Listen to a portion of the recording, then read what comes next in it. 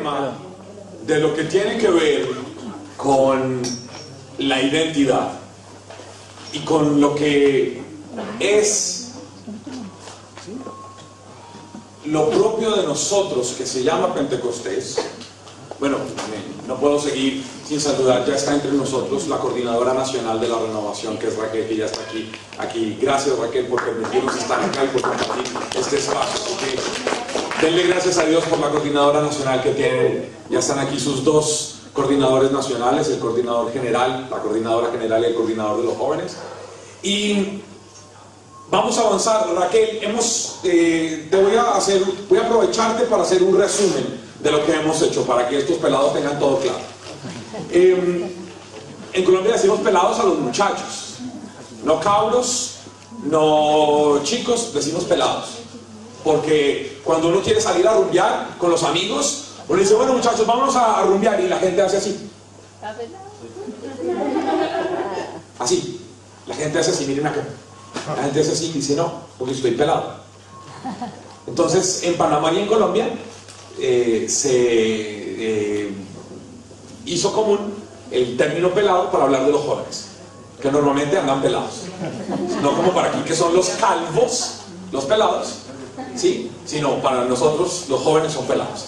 Entonces, Raquel, hemos hecho dos cosas. Anoche hicimos un primer planteamiento de quién es la persona llamada a formar o a ser líder o a ser servidor.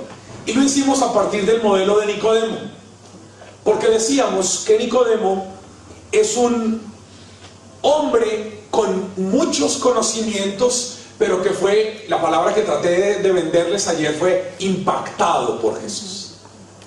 Nicodemo fue impactado por Jesús, y fue impactado por Jesús sobre todo en el signo de presentarse él como la respuesta para la vida de la gente, al haber expulsado a los mercaderes del templo, ¿se acuerdan?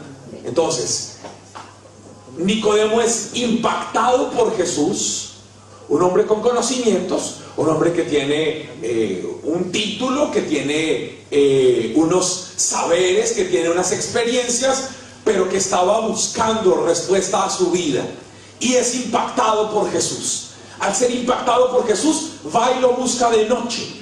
Y Jesús a Nicodemo le lanza la teología de lo que es el bautismo en el Espíritu. Porque dijimos que bautismo en el Espíritu tenía que ver con nuevo nacimiento, con nueva vida, con cambio. De eso hablaremos ahora en un ratito. Y Nicodemo, les decía yo, Raquel, que pasa 16 capítulos tratando de luchar con él mismo para tomar la decisión de convertirse en discípulo de Jesús. Entonces decíamos que aquí lo importante para estos pelados que están acá y para la gente que nos va a estar viendo, que quiere ser servidora o que es líder de la renovación, tiene que entender claro primero que es una persona, que es un ser humano, y que es un ser humano que tiene unas luchas, y que no importa cuánto sepa sobre incluso cosas de fe, necesita ser impactada por Jesús y tener un encuentro con Jesús. Y ese encuentro con Jesús debe hacer que yo sea capaz de salir de mi anonimato, de la noche. ¿Se acuerdan que hablamos de la noche? Salir de la noche para poder hacerme visible como seguidor de Jesús. Y es lo que en el capítulo 19, a partir del verso 38 de San Juan, hace Nicodemo. Nicodemo solo aparece, dijimos, ¿cómo se llamaba la figura bíblica de Nicodemo? Inclusión. Una inclusión, muy bien, aprendieron. Una inclusión es algo que está al comienzo y al final para contarnos que estuvo siempre. Y eso hace Nicodemo. Nicodemo en el capítulo 19, a partir del verso 38 de San Juan, sale a la luz. Primero lo buscó en la noche, pero luego sale a la luz. Y al salir a la luz, ¿qué motivó a Nicodemo a salir a la luz? ¿Qué motivó a Nicodemo a salir a la luz? Por supuesto, la entrega de Jesús en la cruz del Calvario. La evidencia de que Jesús había encarnado lo que le dijo a Nicodemo que tenía que hacer. Y eso sucedió en la cruz. Y Nicodemo entonces saca toda su seguridad de su riqueza. Está expresado en las 100 libras de mirra y áloe. Saca toda su riqueza y se despoja de eso para hacerse un paria, un maldito, un señalado públicamente con tal de ahora romper con su vida antigua y empezar una vida nueva. Primera idea, la persona, Nicodemo. Segunda idea, esta mañana, hace un ratito, Raquel, hablamos de cuál es la identidad de la renovación. Porque si ellos son formadores y son líderes, y ayer había aquí algunos que decían que se ha perdido la identidad de la renovación al interior de los grupos de oración, entonces había que replantear cuál es la identidad de la renovación. Ricardo, estoy contándoles en qué estamos, estoy contándole a Raquel en qué andamos. Y he planteado a Raquel que la identidad de la renovación, yo les contaba un poco para ponerlos en contexto, que tanto en el encuentro mundial que se llevó a cabo en Belén, Palestina, lo que se llamó la consulta profética, en donde se buscó el discernimiento de para dónde va la renovación en los próximos 50 años, como el año pasado en julio en Uganda, en el encuentro mundial de líderes, yo les decía, yo tuve por bondad de Dios la posibilidad de estar ahí en los dos encuentros, y les decía que la visión para dónde va la renovación se llama volver al primer amor, para los próximos 50 años. Volver al primer amor. ¿Pero qué es volver al primer amor? Es lo que estaba tratando de explicarles en el primer momento de esta mañana. Y volver al primer amor, les decía yo, es volver a Pentecostés. Volver a Pentecostés. Voy a contarles algo que no les dije. Estando en Belén, Palestina, ustedes saben que uno en ese tipo de encuentros de líderes, uno aprende más a la hora del tinto, a la hora del café, ¿no? No solo a la hora de las predicaciones, donde uno se sienta a tomar nota, sino cuando uno se sienta a compartir con los demás. ¿Sí? En el descanso, en el almuerzo, en los trabajos en grupos. Y hubo uno de esos descansos, estábamos nosotros en un hotel en Palestina, en Belén, a 2 cuadras y media de la Basílica de la Natividad, donde está conmemorado el nacimiento de Jesús. Estábamos en un hotel ahí. Y yo me senté a conversar en un ratito con Patty Mansfield Gallagher. No sé si saben quién es ella. Es de las pocas personas que están activas hoy en renovación que participó del retiro en donde nació la renovación, lo que se llama el retiro del fin de semana de Duquesne, el tercer fin de semana de febrero del 67. Ella todavía sigue muy activa. Yo creo que es la única realmente que sigue moviéndose y predicando y viajando y escribiendo, y Patty Mansfield Gallagher. Y en una de esas estábamos, yo llegué al lobby del hotel y era un lobby gigantesco con un montón de sillas, la gente se sentaba y tomaba café, compartía, y me senté con ella y ella se me sentó al lado y yo dije, voy a aprovechar esta ocasión. Y yo le pregunté, habíamos conversado durante la jornada sobre volver al amor primero, y yo le pregunté a Patty, le dije, Patty, tú estuviste en el retiro donde nació la renovación carismática, donde surgió. Para ti, ¿qué es volver al amor primero? Y ella me dice, Pacho, durante muchos años yo pensé que volver al amor primero era volver a la experiencia de ese fin de semana. Y llevé a mucha gente a transmitirle mi experiencia de ese fin de semana, pensando en que eso era lo que era importante. Pero hoy creo que no, hoy creo que en eso nos equivocamos. Creo que nosotros hicimos que mucha gente fuera a nosotros. Y yo creo que ese no es el camino. El camino es llevarlos a lo fundante. Volver al amor primero es volver a lo fundante. Y entonces de ahí está toda mi teoría de que volver al amor primero es volver a Pentecostés. Porque eso es lo fundante. Lo fundante para la renovación no es el tercer fin de semana de febrero del 67. Lo fundante para la renovación es Pentecostés.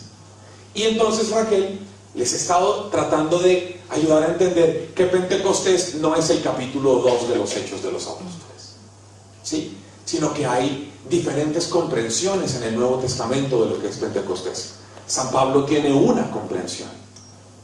Para San Pablo, ¿se acuerdan que les dije que era Pentecostés para San Pablo? La ascensión. La ascensión. San Pablo describe en la carta a los Efesios que para él Pentecostés es que Jesús, subiendo al cielo, derramó dones a los suyos, dice San Pablo en la carta a los Efesios del capítulo 3.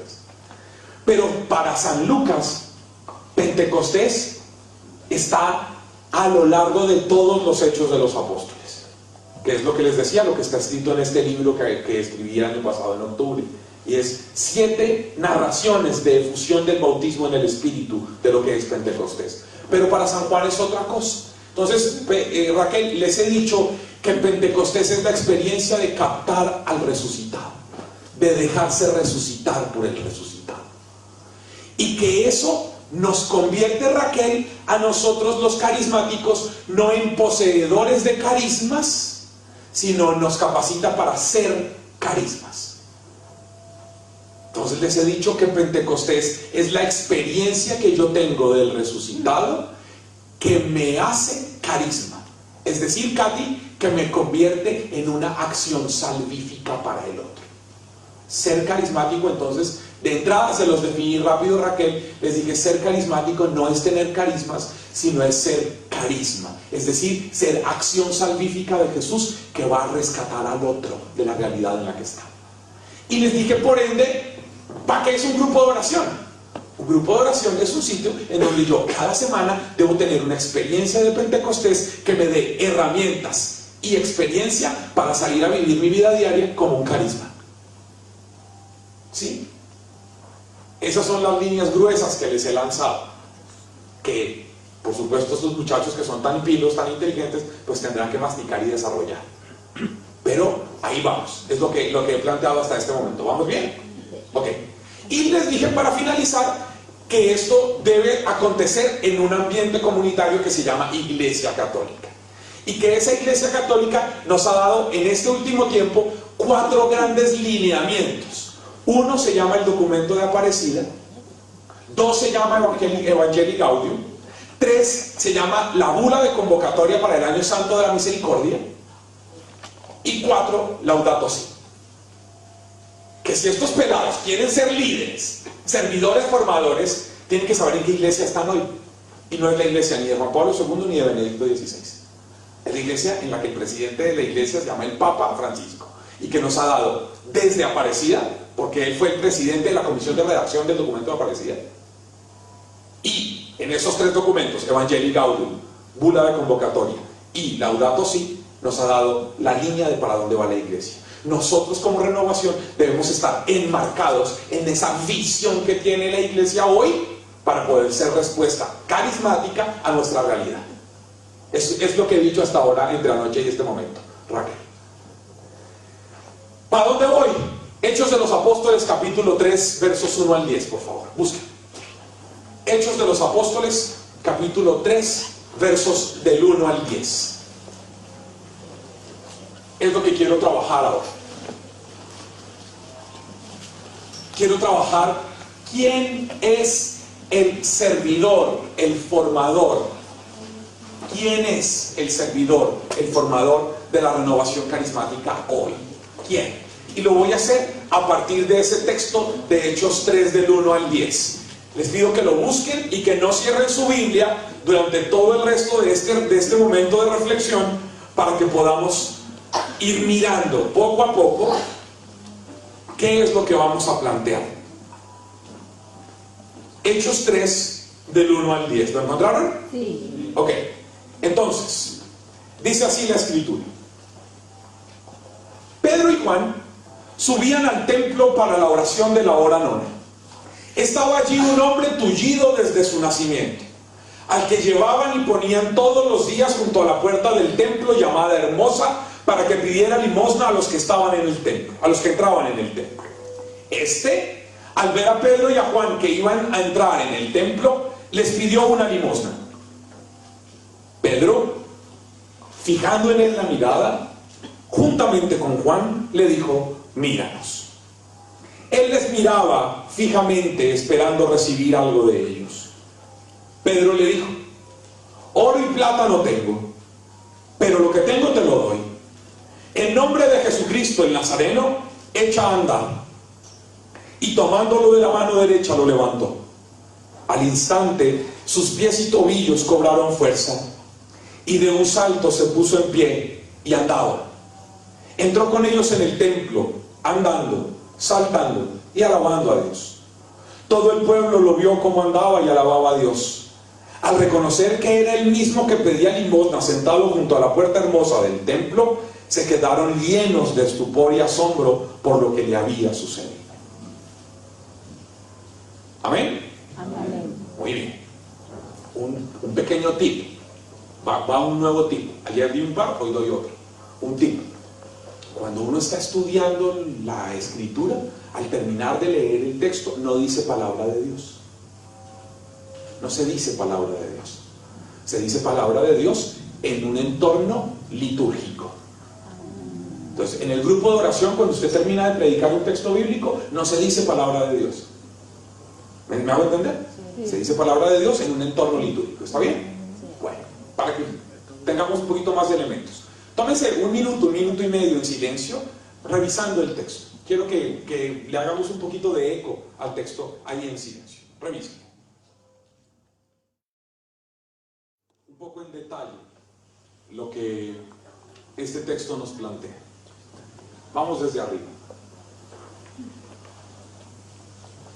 ¿Qué está antes del capítulo 3? El 2. ¿Sí o no? Es una gran revelación. Antes del 3, va el 2. Uno tiene que saber eso siempre. Antes del 3 va el 2. Y después del 3, el 4 normalmente. En el 2, lo que hay es la narración del primer Pentecostés. ¿Sí? Y ningún texto está puesto en ese lugar por azar, sino hay una intención. Siempre hay una intención. Es lo que uno tiene que leer. Cuando se aproxima a leer un texto, es lo que uno tiene que entender como la comprensión del contexto inmediato. Para entender un texto, ustedes y yo, que no somos evangélicos protestantes, que sacamos un texto y hacemos con él lo que se nos da la gana, lo primero que tenemos que hacer es en qué contexto está escrito este texto. Entonces uno lee el capítulo anterior y el capítulo siguiente para entender para dónde va la micro. Si no, no sabe nada. El capítulo 2 es la narración del primer Pentecostés. Hechos 2, si ustedes quieren completo, porque digamos es del 1 al 14 la narración, pero luego viene la predicación de Pedro, que va como hasta el verso 37, y luego en el del 38 al 42 hay un sumario. ¿Sí? Entonces digamos que toda esa vaina es Pentecostés. El primer Pentecostés. El primero. Pero ¿por qué aparece esto ahora? Yo creo, amigos, que la razón por la cual 3 del 1 al 10 está aquí es porque nos van a mostrar cuál es la manera en la que se es creíble una experiencia de Pentecostés. Escuchen. ¿Cómo se hace creíble una experiencia de Pentecostés? Es lo que yo creo que está en esa primera perícopa del capítulo 3, del verso 1 al 10. ¿Cómo hacer creíble esto? Y sucede aquí. Entonces, yo creo que 3 del 1 al 10 es una síntesis de quién es un verdadero servidor carismático. Y empecemos. Lo primero que hay que decir es que el verdadero líder, servidor, formador, que son ustedes, carismático, es alguien que ha tenido la experiencia del Pentecostés. Es lo primero. Sin Pentecostés no hay servicio. Y voy a ir diciendo después de cada idea voy a decir algunas cosas que quiero que no pierdan de vista. Revisen los servidores de sus comunidades, jóvenes y adultos, esos que andan quejándose, que andan buscando títulos, que cuando viene la época de elecciones hacen lobby como cualquier candidato a la alcaldía. Ese tipo de gente, con sus comportamientos, lo que evidencia es que no ha tenido eso.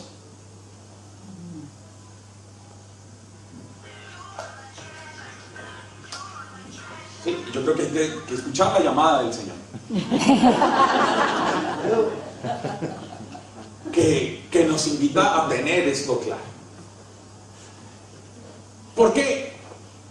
Raquel, voy a compartir ya una teoría que yo tengo y que compartí en África con Michelle Moran, la presidenta del ICRES, y que yo creo que hoy por hoy es algo que han ido algunos validando, y es: una cosa es bautismo en el Espíritu,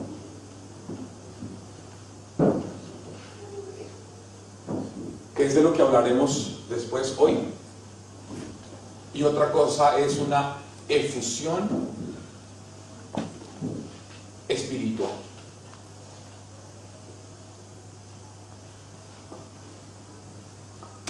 Esta efusión espiritual puede estar evidenciada con carismas, con piedad,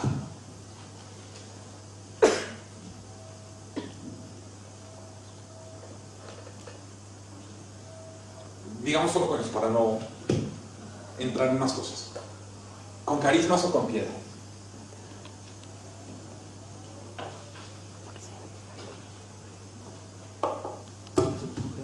Y esto está evidenciado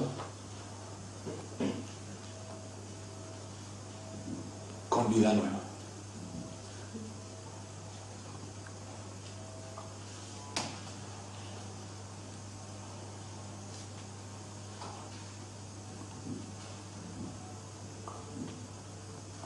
Yo creo que aquí está el 80% de la gente de la renovación carismática. Aquí.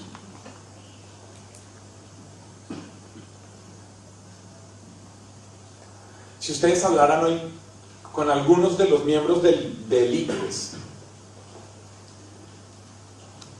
por ejemplo con la presidenta, que es Michelle,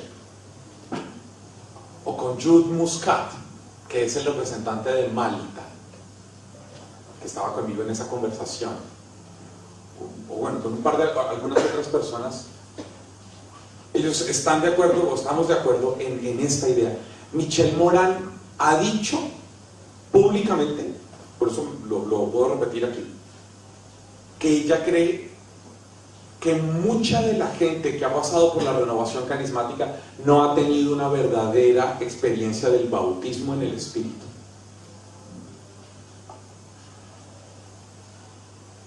Ella planteó eso. Mucha gente no ha tenido una experiencia genuina del bautismo en el Espíritu. Y luego yo metí mi cucharada y dije: es porque yo creo que lo que ha pasado es esto.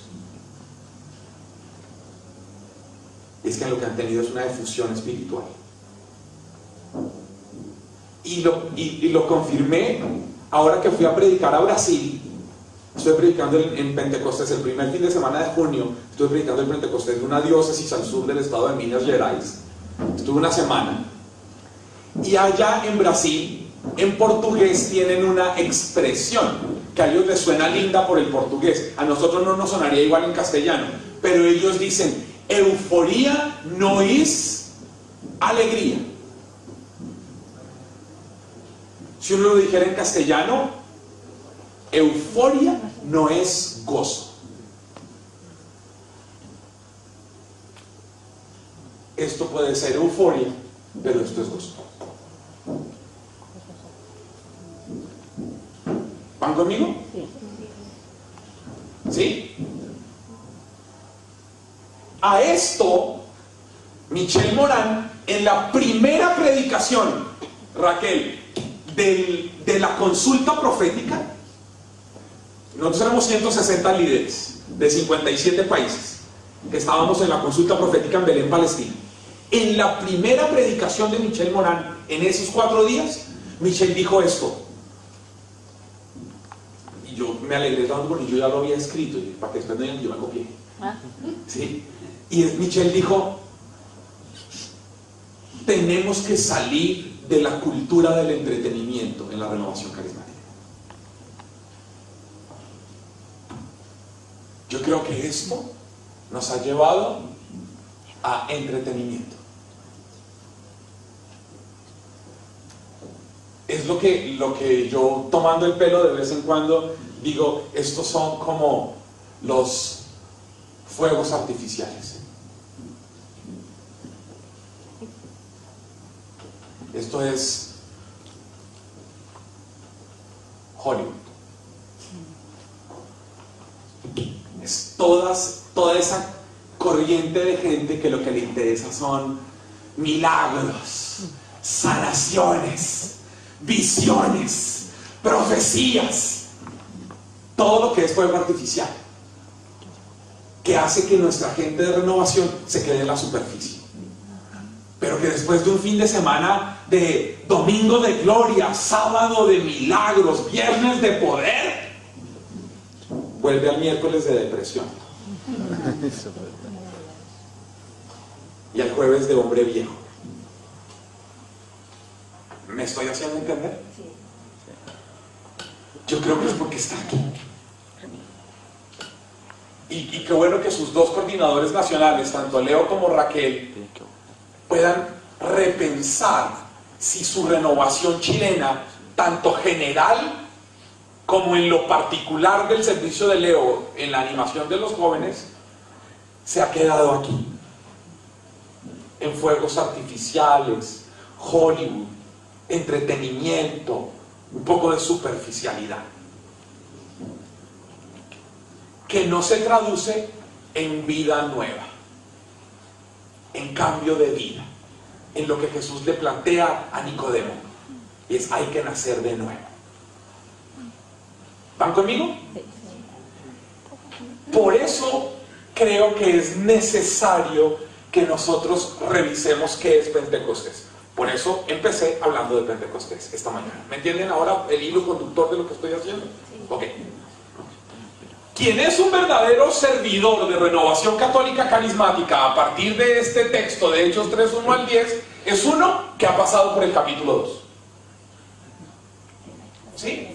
Para poder ser un servidor con este modelo del capítulo 3, tiene que haber pasado por el capítulo 2. Y ese capítulo 2 se llama Pentecostés. ¿Me entienden? Ok. Ahora, caractericemos ese servidor. Mire su Biblia. Lo siguiente que nos cuentan es que estaban Juan y Simón Pedro. Entonces tendremos que decir que la siguiente característica se llama comunidad.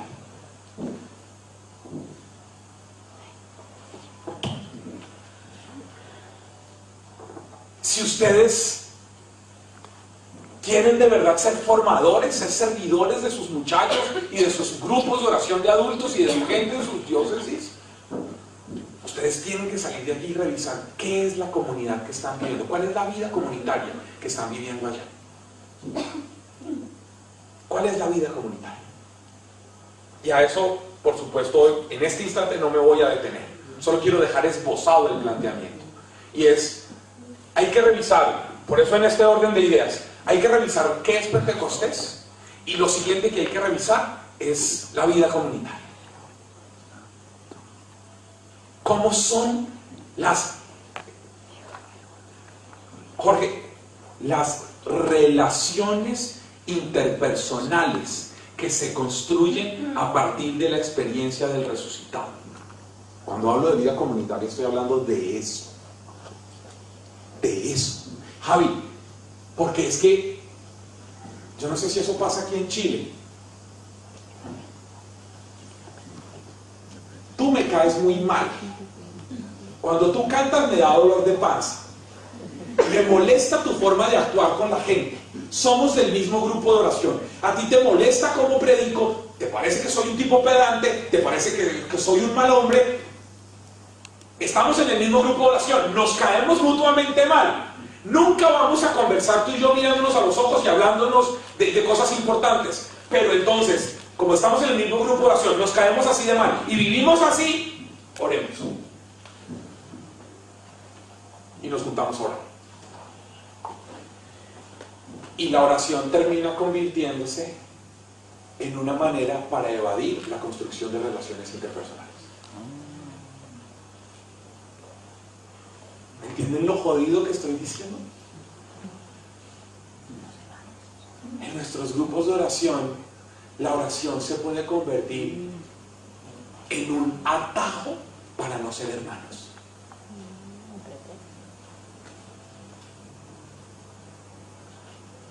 Porque él y yo podemos orar juntos, pero no ser hermanos. Y hay muchos lugares en donde nuestros grupos de oración se han convertido en espacios en donde lo importante es orar, no vivir.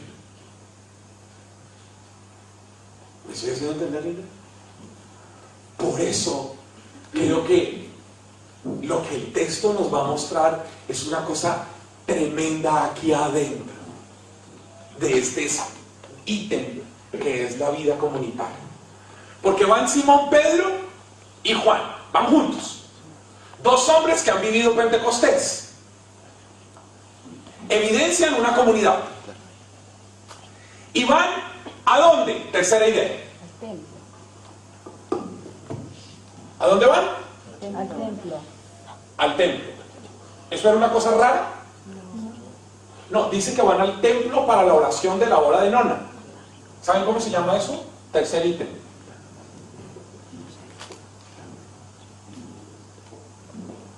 Cotidianidad. Raquel, ¿dónde se hace creíble la experiencia de Pentecostés? En la vida diaria. Y nuestra gente de Renovación Carismática cree que el lugar para hacer creíble la experiencia de Pentecostés es el grupo de oración. Se lo voy a plantear así. Pelados, ¿dónde se hace creíble que ustedes se encontraron con Jesús? En el colegio, en su casa, en la universidad, en su pololeo. Porque llegar al grupo de oración y abrazar incluso a este desgraciado que me cae mal, pero como está en el grupo de oración, y en el grupo de oración todos somos lindos, entonces yo lo abrazo, aunque sea hipócrita, pero lo abrazo. Abrazar a los del grupo de oración cualquier tarado lo hace. Pero vaya y abrace al tipo que se fue con su espolola,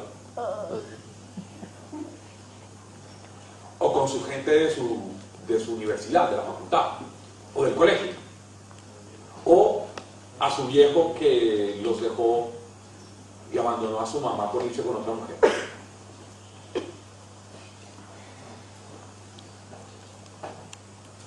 Abrazar a los del grupo de oración no es ningún esfuerzo.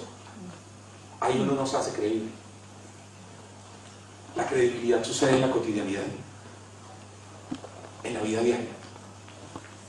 Por eso ellos, aunque iban al templo, lo que está contándonos es que es parte de su rutina cotidiana. ¿Me hago entender? O sea, no piensen en el templo como lugar de piedad.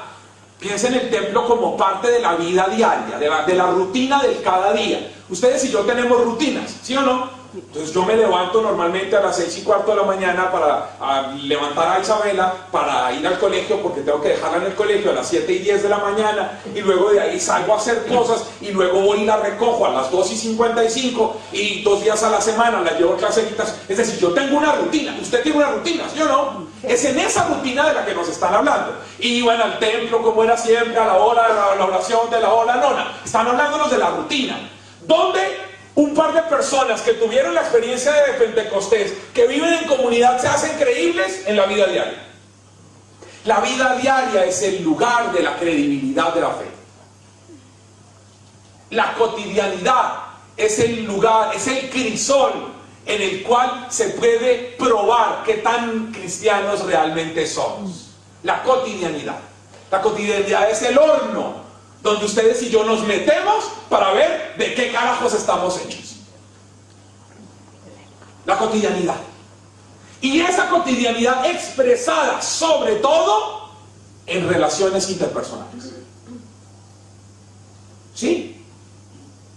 ¿Y qué sucedió en esta cotidianidad? Siguiente idea. ¿Qué pasó? Siga leyendo el texto. Simón Pedro y Juan iban para el templo a la oración de la hora de nona, pasan por la puerta llamada Hermosa y un hombre paralítico de nacimiento.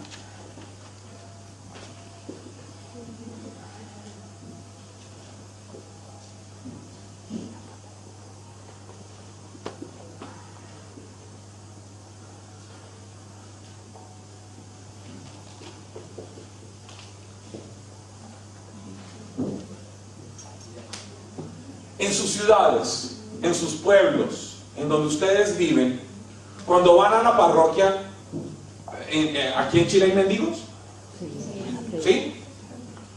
Y normalmente los mendigos tienen como una finca raíz, es decir, siempre están en el mismo sitio, ¿sí o no? Eso sucedía allá también. Había un mendigo al que ponían todos los días allá, en el mismo lugar, en la Puerta Hermosa. ¿Saben qué es lo increíble de este texto? ¿Saben cómo se nota que estos dos manes de verdad vivieron Pentecostés? Porque es la primera vez que no pasan de largo. Es la primera vez que se detienen frente al tullido. Atención, aquí nos van a describir quién es nuestro destinatario. El destinatario de nuestro servicio. Ustedes son servidores, están aquí por eso. Aquí lo que nos van a describir es quién es a ese al que le servimos. ¿Quién es el destinatario? Y miren la descripción. Alguien que por favor lo lea. Si alguien tiene una Biblia de Jerusalén. ¿Alguien tiene Jerusalén aquí? ¿No? ¿Nadie tiene Biblia de Jerusalén? Bueno, les recomiendo que consigan. Hoy les recomiendo dos cosas frente a la Biblia. Uno, si ustedes son formadores, tengan una buena Biblia. Un formador debe tener una buena Biblia, porque si no ustedes lo que hacen es deformar. Primero, una buena Biblia. ¿Cuál? Normalmente, para tener todo en una sola, la de Jerusalén. Si es que son formadores, si es que son servidores, si es que ustedes están encargados de dar formación, de ayudar a otros a crecer, tengan una buena traducción de la Biblia, la Jerusalén. Pero les recomiendo vivamente, está lanzada hace 15 días, el Nuevo Testamento que acaba de editar el SENA. La traducción es impecable, la traducción es fantástica, y lo promuevo no solo porque el presidente de la comisión de la redacción de esta Biblia es un chileno, que es Monseñor Santiago Silva, el auxiliar de la diócesis de Valparaíso, el ex asesor, el ex auxiliar, y que ahora es capellán castrense, es el obispo castrense, pero es biblista y ha sido el encargado de el centro bíblico del CELA. Y él, junto con un sacerdote que es amigo mío, que quiero mucho, hace 10 años empezaron, un poco más tal vez, esta redacción del Nuevo Testamento, el padre Fidel Oñoro, un eudista, y acaba de salir recientemente el Nuevo Testamento. Así que quieren tener una buena Biblia, consigan una Biblia de Jerusalén y un Nuevo Testamento del que acaba de sacar el SENA. Y miren la descripción que hacen de este hombre para que vean el destinatario. Dice: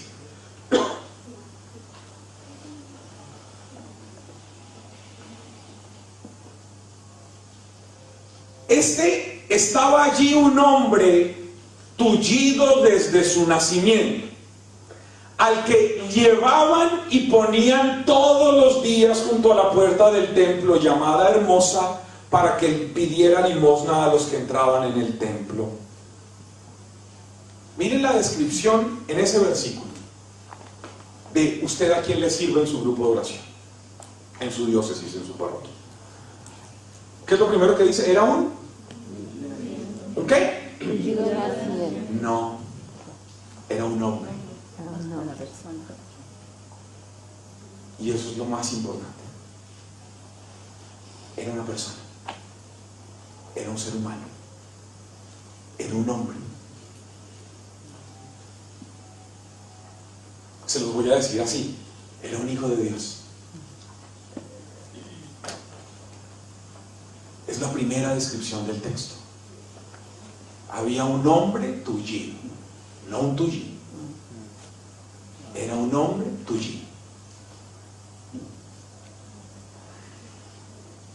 Y al decir tullido, además nos dicen que lo llevaban y lo ponían ahí otros, es decir, es un manipulado, uno incapaz de autogestión. No quiero que pierdan ninguna de las cosas que estoy diciendo.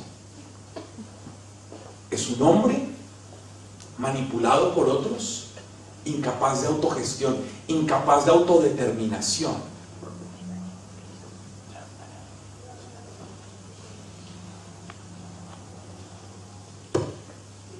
Y además era un mendigo. Es decir, era uno que vivía por debajo del nivel de dignidad de un ser humano, porque está mendigando. Un mendigo. Quiero que revise esas características y revise si usted conoce gente que llega a su parroquia o a su grupo de oración que encaja en esa descripción. Hombre, ser humano, tullido,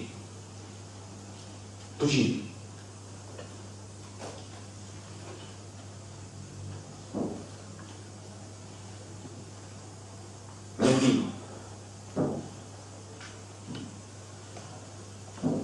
Está hablando de todo tipo de ser humano,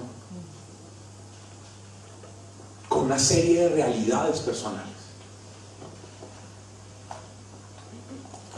Uno que está siendo manoseado, manipulado por los demás,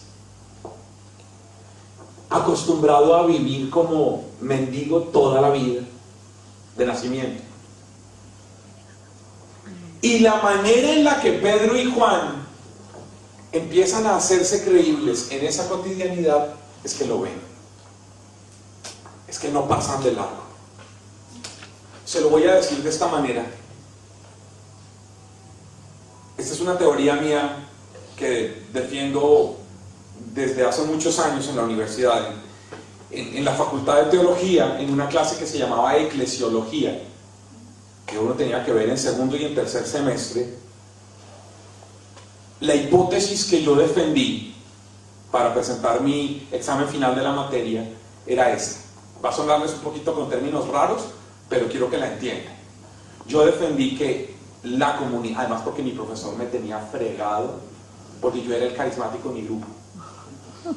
Sí, todos mis compañeros eran seminaristas. Sí, yo estudié una carrera donde éramos 3 laicos en un curso de 50.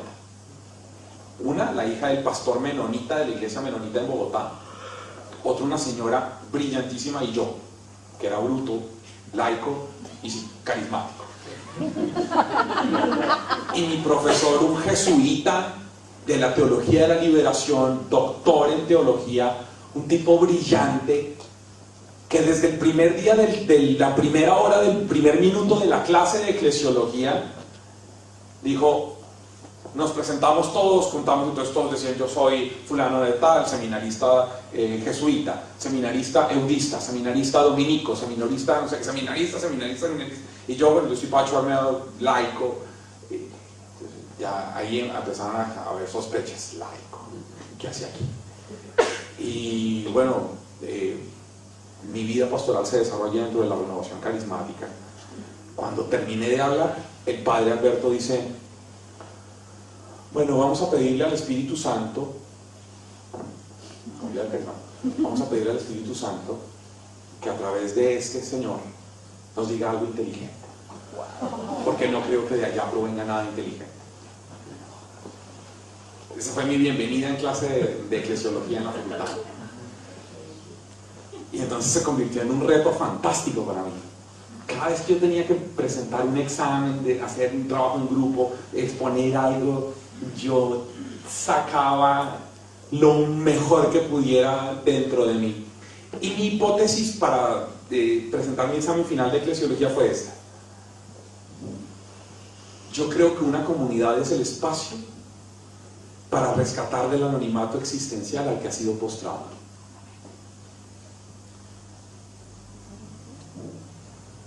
Una comunidad, hablando de eclesiología, hablando de iglesia, una comunidad una parroquia, un grupo de oración, un movimiento, una reunión, una comunidad, cualquiera, Pamela, es el espacio que Dios se inventó para rescatar a los hombres del anonimato existencial en el que han sido postrados.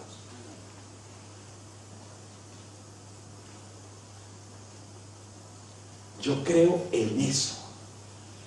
¿Qué estoy diciendo con esto, Javi? Estoy diciendo que en la renovación carismática somos anticristianos cuando nos reunimos el cantante con el líder, con el predicador, con el coordinador, con el servidor, con el que tiene el título, nos abrazamos, vamos a tomar tecito entre nosotros y nos importa un carajo doña Perpetua que huele feo, que no va sino caminando al grupo de oración, que llega mojada, que se sienta atrás, que nadie conoce, que no sabe su nombre. Cuando nosotros actuamos así, estamos actuando anticristianamente, porque el grupo de oración tiene razón de ser, Leo, si es para rescatar a doña Perpetua del anonimato existencial en el que ha vivido su vida, no para que sea, decimos en Colombia, una rosca donde nos relacionamos los que tenemos títulos y cargos, los que figuramos, los que tenemos el reflector en la cara y nos olvidamos de la gente sin rostro, porque finalmente el invento del grupo de oración, cuando Dios lo pensó, era para ellos y no para nosotros. ¿Me estoy haciendo entender? Sí. Por eso el texto dice en lo que estamos leyendo del capítulo 3, el texto dice: el tullido, al ver a Pedro y a Juan que iban a entrar en el templo, les pidió limosna. Pedro subraya esto en su Biblia, no sé cómo lo dice su traducción, pero mire lo que dice: fijando en él la mirada. A mí eso me da escalofrío. Fijando en él la mirada. Es decir, convirtiéndolo en el centro, en lo más importante, haciendo de ese, todo lo que dijimos de él ahora, un mendigo, incapaz de procesos de autogestión, un manipulado, un incapaz de autoconstrucción de la vida, haciendo de ese, casi que uno diría de eso, el centro de su atención. Oigan, líderes, formadores de la renovación, los que no son sus amigotes, que van a su mismo grupo de oración, se sienten el centro de la mirada de Jesús gracias a la atención que ustedes les prestan.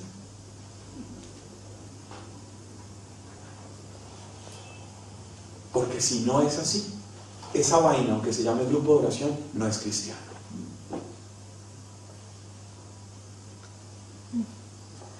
Y es hermoso porque lo que Pedro y Juan le dicen a este man, lo primero que le dicen es: míranos. ¿Qué es una vida comunitaria? ¿Qué es lo que en la vida comunitaria me enseñan para que yo salga a vivir en mi vida cotidiana? La capacidad de ver y dejarme ver. Y dejarme ver sobre todo en mi relación. Leo, cuando el texto está diciendo que Pedro y Juan le dicen a este man: míranos, lo que le está diciendo es: lo primero que tenemos para darte es cómo nos relacionamos nosotros. La teología que está detrás de eso es la teología de las relaciones humanas, de las relaciones interpersonales. Carlos, es que si allá en Rancagua la gente está esperando algo, no es en primera instancia que ustedes les prediquen, es que ustedes evidencien una manera, un estilo de relaciones interpersonales con tu gente de tu comunidad que sea paradigmático para los que están allá. ¿Me estoy haciendo entender? Por eso esto viene antes de la predicación. Pedro todavía no predica. Pedro se detiene fija en él su mirada y le dice, míranos. A alguien que está pidiéndole limosna, le dice, míranos. ¿No les parece rarísimo? Es rarísimo. Es rarísimo. Es extrañísimo. Él les pide limosna y lo primero que Pedro le ofrece es testimonio. Para rescatar al hombre de sus mendicidades, lo primero que Pedro ofrece es ejemplo. Si ustedes me invitan a su grupo de oración allá en su ciudad, ustedes me pueden decir, míranos cómo vivimos, míranos cómo nos relacionamos, míranos cómo interactuamos entre nosotros. Muchachos, ¿ustedes saben cuál es el mayor de los retos que ustedes tienen aquí? Y aquí ya no hablo de Chile, sino hablo en general, sabiendo que aquí la mayoría que estamos son jóvenes. Es no copiar las mañas de los adultos. Si estuviera en cualquier otro país, empezando por Colombia, diría exactamente lo mismo. No estoy hablando de que los adultos de Chile no son dignos de ser copiados. Estoy diciendo que el adulto es muy mañoso. Que al adulto le gusta la rosca. Le gusta el relacionarse solo de cargo a cargo, de título a título. El adulto cree que para ser alguien valioso necesita un título. Es la razón por la cual en la renovación hay tanta necesidad de gente de buscar títulos. Y es una desgracia. Cuando tienen títulos actúan como dictadores en muchos lugares. ¿Sí? Por eso lo primero que aparece es decirles, míranos, que mostramos otra cosa. Y después de eso, después de que él mire su Biblia, después de que Simón Pedro le dice, míranos, él les miraba fijamente esperando recibir algo de ellos. Estoy leyendo el 5. Y Pedro aparece la predicación.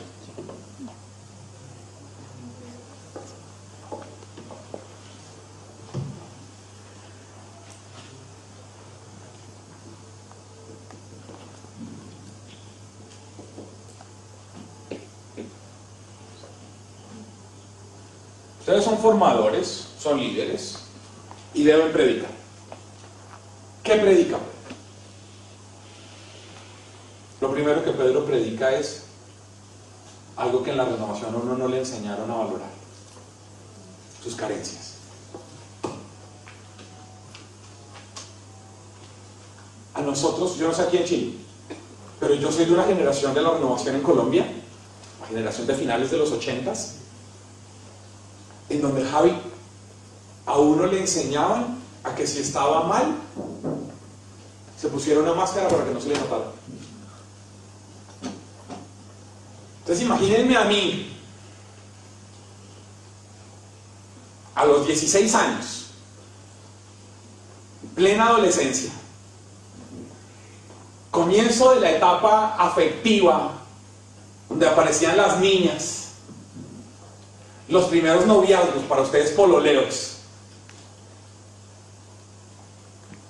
coordinando el grupo de jóvenes que se reunían los sábados de mi comunidad. Yo nací en una comunidad de familias, entonces habían adultos y habían jóvenes, y los jóvenes nos reuníamos los sábados. Los viernes se reunía la asamblea y los sábados nos reuníamos solo los jóvenes. Y en esa época en la que la tarada de la novia de uno se iba con el desgraciado del mejor amigo, y entonces, y yo que soy un llorón, yo lloro viendo el Chavo, yo lloro despidiendo un avión de carga, yo soy así de llorón, ¿sí? Yo soy un llorón, ¿sí? Mi hija en la noche me dice, papi, ¿vas a llorar? Y yo ahí como, no, mi amor. Sobre todo cuando me despido de ella, cuando voy a viajar. Ella está acostumbrada a que yo me voy, ¿no? Y la veo todos los días por internet y hablo todos los días con ella, etc. Pero para mí es jodido. Entonces yo salgo y yo... Ustedes no saben lo que fue dejarla en el jardín el primer día. Yo lloré, ya no me salía más lágrimas, me empezó a salir leche materna.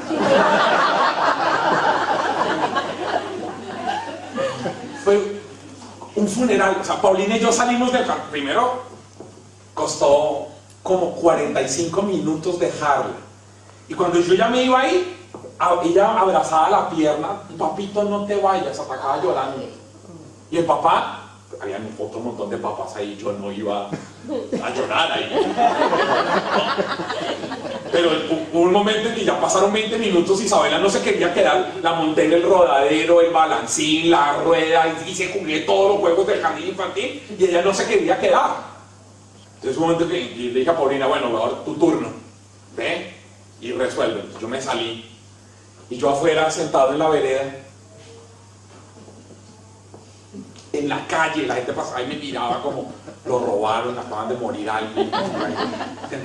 Y luego sale Paulina y la dejó. Yo oí a Isabela gritando, atacada en el jardín. Sale Paulina por la puerta y me dice vámonos. Y nos fuimos caminando desde el jardín hasta la casa, como 25 minutos caminando. La primera palabra que dijimos fue como 3 horas después. Yo iba llorando todo el camino. No, entonces yo soy un llorón y lloro en todo tipo de escenarios, en todo tipo de situaciones de alegría y de tristeza. Y viene a mí la gente, la coordinación de mi comunidad, a decirme, Pacho, si estás triste, y que no se te note. Que no se te note, porque si el pastor está triste, ¿qué vamos a pedirle a las ovejas? Yo tenía 16 años, la infeliz de mi novia me acababa de abandonar, de terminar.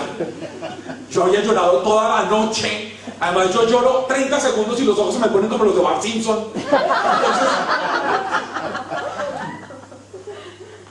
llegar al grupo de oración de jóvenes con la voz de mis coordinadores diciéndome que no se te note, que no se te note, que no se te note, con los ojos así, me tocó bajarme 3 estaciones antes, caminar para que pudiera entrarme aire a los ojos, para que no se me... Y llegar al grupo de oración después de haber llorado, de estar destruido a los 16 años, llegar... Vamos a orar, vamos a cantar, vamos a alabar al Señor, vamos a... Y entonces era toda una vaina teatral. Y además en esa época a alguien se le ocurrió escribir una canción horrible, que no puede estar triste el corazón que alaba a Cristo. ¿Cómo que no puede estar triste el corazón que alaba a Cristo? ¿No ve cómo estoy? ¿Qué era lo que estaba diciendo la persona que escribió esa canción? No puede ser humano. No puede ser humano, eso es inconcebible. El Señor tenga en su gloria, no sé quién la compuso. Pero el descanso eterno. Pero, oigan, lo primero que predica Pedro son sus debilidades, sus carencias. Él le dice, soy un pobre, oro y plata no tengo, no me avergüenzo de mis limitaciones, no me avergüenzo de mis fragilidades, no me avergüenzo de mis carencias. Parte de mi predicación es que usted sepa lo que no tengo. No tengo un montón de riquezas. Por eso luego San Pablo en la segunda a los Corintios, en el capítulo 12, va a decir, mire, si de algo me he de gloriar es de mi debilidad. Porque mientras más débil soy, pues más fuerte se hace Dios en mí. Pero para eso tengo que partir de la base, y Pablo tiene la vaina clarísima de que yo soy una vasija de barro que tiene un tesoro, pero yo soy una vasija de barro. Lo primero que hace parte de la constitución de una buena predicación, de una buena formación, es que el formador es consciente de sus limitaciones y no las maquilla. No las maquilla. Oigan, amigos de la renovación, los que están aquí, los que me van a ver, no sé, 3 o 4, y es enorgullezcase de ser humano, valore la humanidad. De eso podemos hablar después, Gaby, y es que nuestra gente valore que es un ser humano. Es que, Raquel, a mí me preocupa que en la renovación la gente cree que tiene que ser un semidios o un ángel. Y se nos ha enseñado a eso, a no valorar el misterio del ser humano, a no valorar nuestra realidad humana. a no sentirnos orgullosos de que somos frágiles. No, pareciera que la fragilidad es una maldición. Y entonces lo que la gente hace es cubrirla. Y eso es una vergüenza. Porque ¿saben qué estamos haciendo de entrada? Estamos rechazando el misterio de la encarnación de Jesús. Teológicamente hablando. Cuando usted no valora su carencia, su fragilidad, sus limitaciones, usted lo que está diciendo en el fondo, Leo, es: yo voy a rechazar el misterio de la encarnación.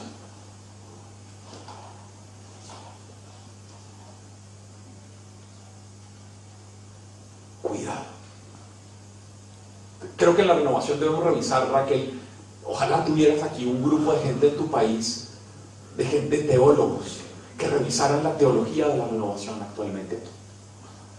Que pudieran revisar, porque si uno valorara, estudiara, comprendiera la encarnación, trabajaría mucho más la integralidad de los seres humanos. Generaríamos espacios para estos pelados, donde habláramos de lo genital, del manejo del tiempo libre, de los recursos económicos, de la administración de nuestra realidad ecológica, de las relaciones interpersonales.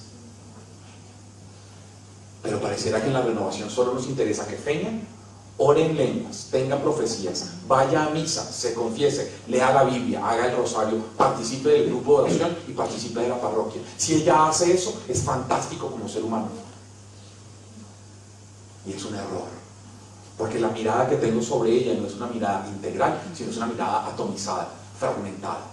Me interesa su vida espiritual, no ella. Es un irrespeto. Es un irrespeto. Si no te pregunto: Peña, cuéntame lo que estás viviendo en tu vida genital. Uy, no, Pacho, no hablemos de eso, porque eso es como tan humano. Por eso me interesa hablar de eso. Porque es que si yo no hablo con Peña sobre su vida genital, es posible que toda su experiencia de fe se pudra por mal manejo de su vida genital. Entonces yo necesito hablar de todo. Hablemos de plata, Peña. ¿Cuánta plata ganas? ¿Cuánta plata gastas? Tu capacidad de ahorro. Porque si no hablamos de eso, ¿cuánta gente llega a sus grupos de oración? Sobre todo le hablo a los adultos, que llegan con problemas de deudas, que viven toda la vida endeudados. Tienen un crédito, tapan un hoyo y destapan otro, y con lo que destaparon de uno taparon otro, y eso es una angustia con la que viven siempre. ¿Cuándo hablamos de eso? De eso no hay que hablar en los grupos de oración. Eso no hace parte de la formación que debemos tener. No le ayudamos a la gente: usted tiene problemas serios de esto, pues tiene que ir a un psicólogo. No, hay gente estúpida en la renovación que cree que eso se resuelve sin poniéndole las manos.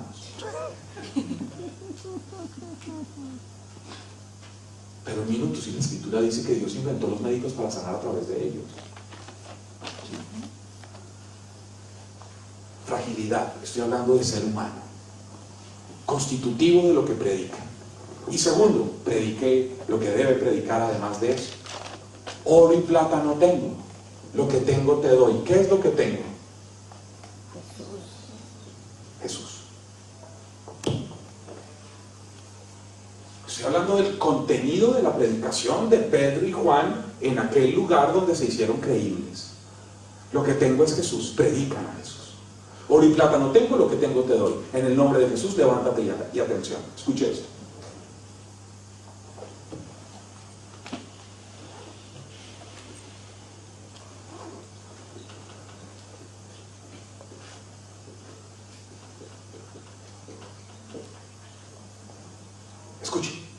La gran riqueza que tenemos en la Iglesia Católica no es verdades de fe.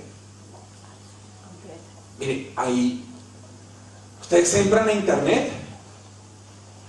A mí internet me da risa y en algunos momentos me da dolor de estómago, porque yo veo un montón de gente, Gaby, que está en internet haciendo unas apologéticas a partir del dogma, y entonces creen que ser católico es condenar a todos los que cambiaron su foto de Facebook por la foto multicolor de la bandera de los gays el día en que Estados Unidos aprobó el matrimonio igualitario. Entonces creen que ser católico es condenemos a todos los que cambiaron su foto de perfil. Porque, pues, un minuto, ¿en qué momento cambió el Dios de Jesucristo por el Dios de la Inquisición? Y entonces yo soy católico porque condeno esto y condeno lo otro y condeno lo otro, pero uno los va a ver vivir y no hacen un carajo. Entonces son buenísimos para el dogma, buenísimos para la doctrina, pero pésimos cristianos. Es decir, Pedro y Juan en muchos casos se hubieran podido quedar, y si fueran carismáticos como nosotros, Pedro y Juan se hubieran podido quedar aquí. Oro y plata no tengo, le dicen al mendigo, lo que tengo te doy, en el nombre de Jesús levántate y anda. Juan, apúntalo ahí. ¿Cómo es que te llamas? Estupefacto González. Ok, ponlo ahí para que el miércoles en el Ministerio de Intercesión oremos por él.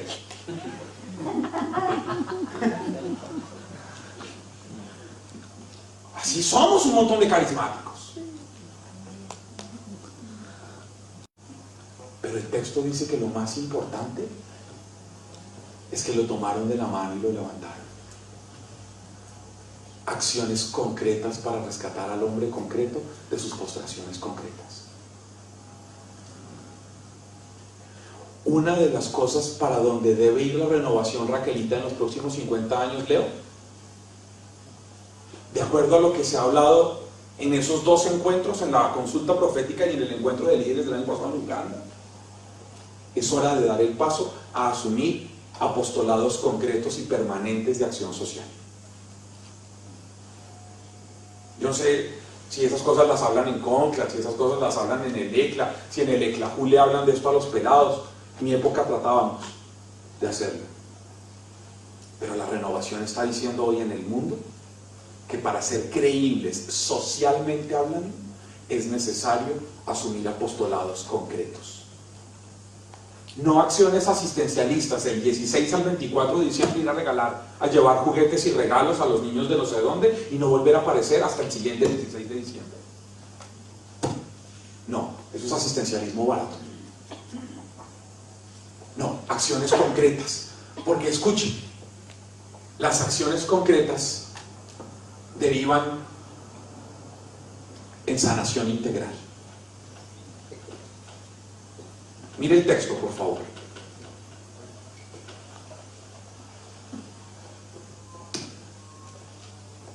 Toman al hombre de la mano, ¿sí o no? Dice que extendiendo su mano, ¿lo qué? Extendiendo su mano, ¿qué hicieron?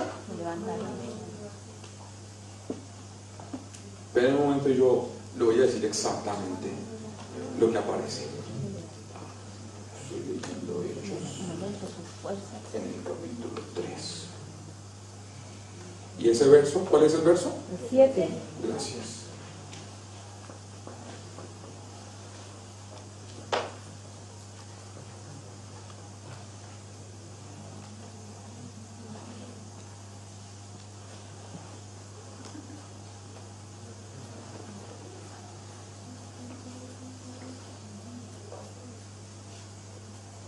El verbo en griego es el verbo egeiro. Egeiro está sustantivado aquí como egeire. Por eso les ofrezco disculpas que me demoré porque estaba mirando mi texto en griego. Lo primero que hace es levantar. En griego, levantar se dice de dos maneras. O egeiro. Pues si conocieron a un cura amigo mío que se llama Iván Garzón, esa palabra le encanta. Sí, pues si conocieron a Iván, de las pocas palabras griegas que él sabe es esa.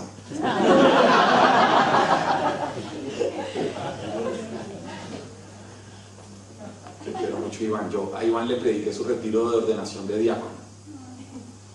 Nos queremos mucho y lo he acompañado a lo largo de su ministerio. Hasta hace 15 días nos volvimos a ver también otra vez. Pero la otra palabra es la palabra anástasis en griego. Egeiro y anástasis. Y esas dos palabras son las mismas que se utilizan para decir resucitar. Resucitar. ¿qué es lo que sucede aquí? Cuando Simón, Pedro y Juan hacen este itinerario, lo que generan es sanación integral. Eso se llama resurrección.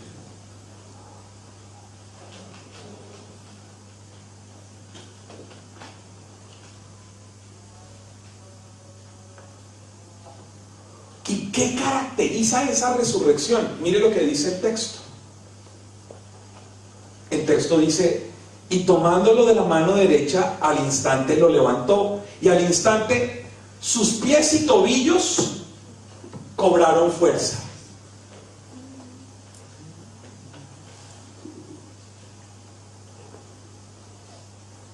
Física.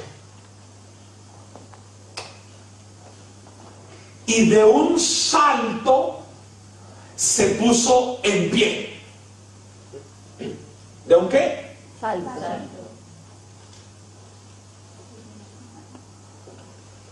Emocional. Solo salta alguien que ha sido restaurado por dentro. Es una sanación emocional, afectiva. Y iba saltando y alabando a Dios. Pero aquí dice el texto, entró con ellos. Esa es la tercera palabra. Y es sanación relacional. Pasó de ser un mendigo solo, manipulado, a estar con ellos, sanado relacional, intersubjetivamente. ¿Y entró haciendo qué?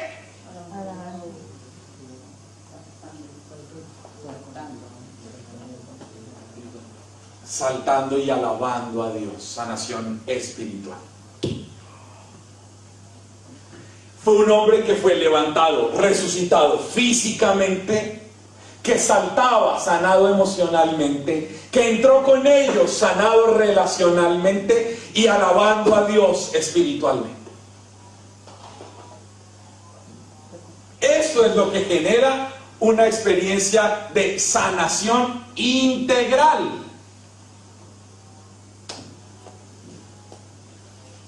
¿Y cómo termina el texto?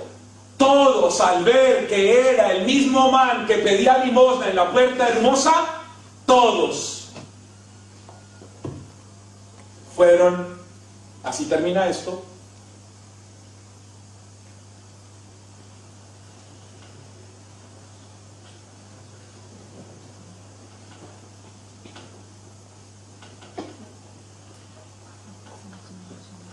testimonio evangelizador.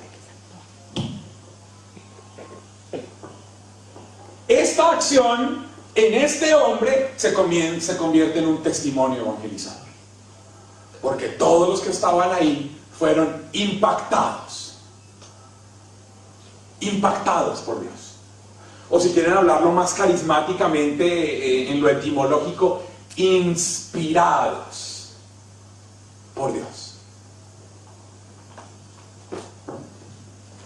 Amigos, aquí está la síntesis para mí de lo que es haber vivido Pentecostés y ser un servidor.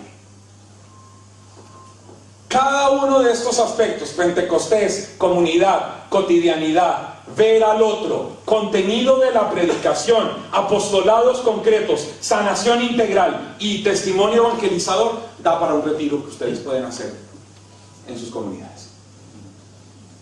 Yo no he desarrollado ninguno de estos temas ampliamente, solo he dicho un par de ideas, pero esto es lo que yo creo que debería vivirse en una comunidad, en un grupo de oración. En el libro este de Pentecostés yo al final hago una breve descripción de cada una de estas cosas, de lo que yo creo que son los elementos constitutivos de un grupo de oración, de una comunidad carismática. Pero para mí este texto de 3:1 al 10 de Hechos es una síntesis de lo que es ser un líder, un servidor de la renovación carismática. Vamos a almorzar. Nos vemos por la tarde.